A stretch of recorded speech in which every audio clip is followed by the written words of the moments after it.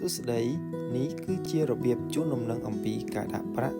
ទៅក្នុងកម្មវិធីសិទ្ធិ Wallet App របស់បងប្អូនសម្រាប់បងប្អូនដែលធ្វើការផ្ញើប្រាក់ពីកុងធនាគាររបស់បងប្អូនមកកាន់កុងធនាគាររបស់ក្រុមហ៊ុន City Express តែផ្ទាល់ដើម្បីធ្វើការ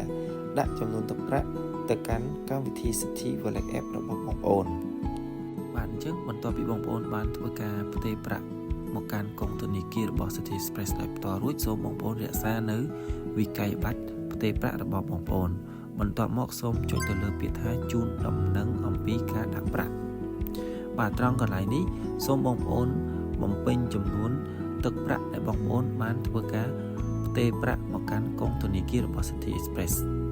បន្ទាប់មកសូមបងប្អូនធ្វើការចុចទៅលើបញ្ចូលវិក័យប័ត្រហើយបងប្អូនសូមធ្វើការទាញយកនៅវិក័យប័ត្រដែលបងប្អូនបានរក្សាទុកក្រោយពីបានធ្វើការផ្ទេរប្រាក់មកកាន់កុងធនាគាររបស់ City Express រួចបាទបន្ទាប់មកសូមបងប្អូនចុចទៅលើពាក្យថាដាក់ស្នើហើយសូមចុចទៅលើពាក្យថាត្រឡប់ទៅទំព័រដើមវិញសូមបញ្ជាក់បងប្អូនថាសម្រាប់បងប្អូនដែលធ្វើការបញ្ចូលចំនួនទឹកប្រាក់ទៅក្នុងកម្មវិធី City Wallet App តាមរយៈកាត City Wallet រួចរាល់ហើយសូមបងប្អូនមិនចាំបាច់បញ្ជាក់អំពីការជូនដំណឹងការដាក់ប្រាក់នោះទេសូមអរគុណ